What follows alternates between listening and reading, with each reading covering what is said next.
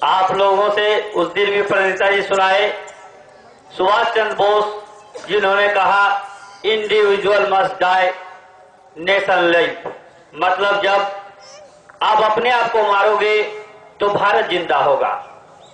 तो इसका मतलब ये नहीं कि शरीर को मारना है, ये आत्मा को मारना है। जैसा कि आज हम लोग यहाँ बैठे हैं और राधा स्वामी मठ से भी ये सुनने को मिलता है कि जिन्होंने मार मन डाला सूरमा उसी को कहना। तो स्थिति आज ये है कि हम लोग तो चले थे भक्ति करने, लेकिन पैर खींच रहा है पीछे को। हर कोई अपने अपने घर की तरफ ताक रहे हैं, लेकिन जिन्होंने मार मन डाला सूरमा उसको कहना, तो मन को मारना पड़ेगा।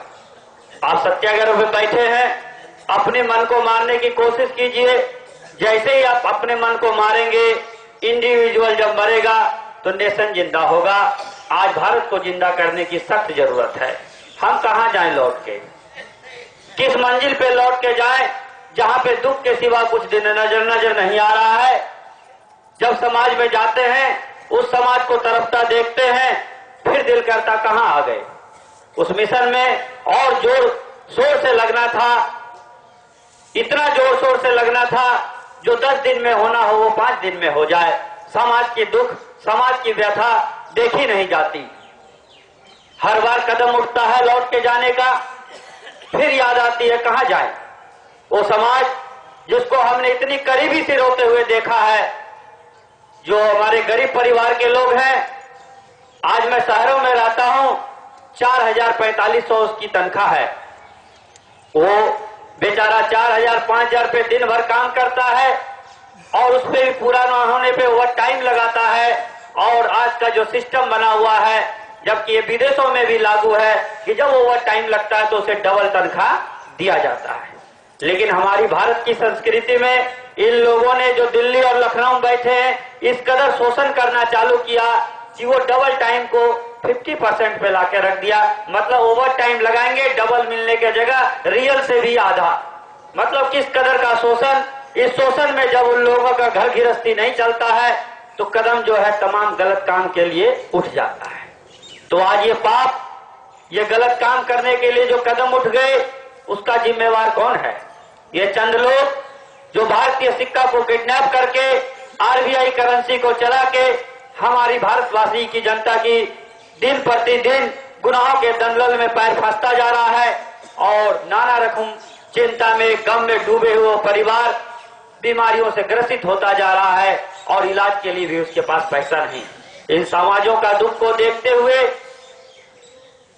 दिल तो करता घर जाऊं, लेकिन क्या करूं जाके, वहां कोई सॉल्यूशन नहीं है।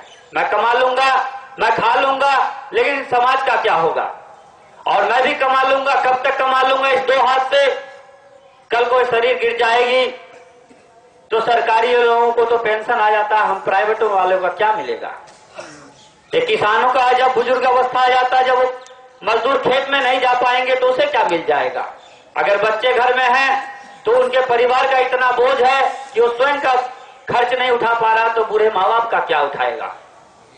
इन सबों का स्टडी करने के बाद रातों को नींद गायब हो जाती है। क्या करने, किस मूल्य को समाज में जाना है कि लोगों का दुख सुनना है, उनको सांत्वना देने के लिए भी अपने पास कुछ नहीं है।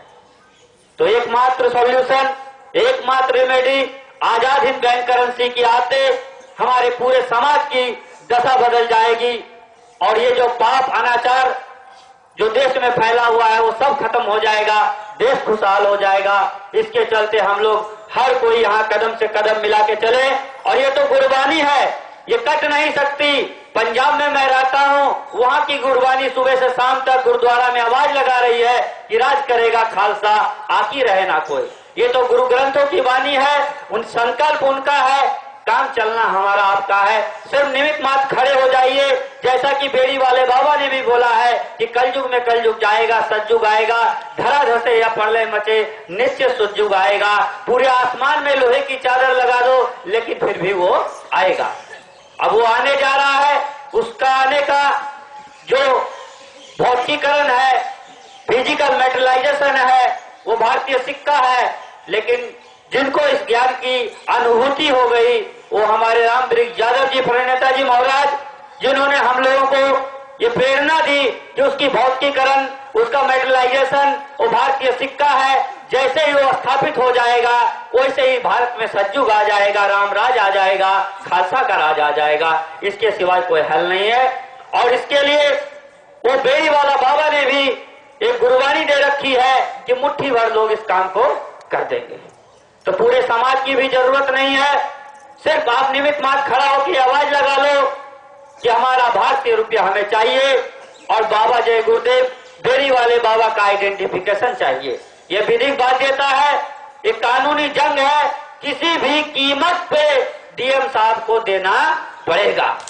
उसको कोई मायका वाले नहीं रोक सकता है। उसी को आप दूसरे रूप में कह लीजिए कि धरा धसे या प्रलय मचे, निश्चय ये डीएम साहब को देना पड़ेगा। बगैर दिए कोई हल नहीं है। ये विधिक बाध्यता है। यहाँ तक कि कानूनी सलाहकार भी यहाँ आए, एलआई महाराज भी आए, उन लोगों ने इस बात को जाना, वो कहा अंतो गत्वा आपको डीएम साहब को ये चीज देना ही पड़ेगा।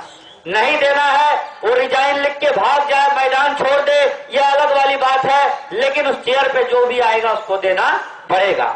सिर्फ आप डटे रहिए, अपना हक और हिस्सा लेने के लिए मैदान में अड़े रहिए, वो दिन दूर नहीं जो आपके कदमों में ये सारी चीज आ जाएगी। जय हिंद, जय सुभाष। नेता जी आइए।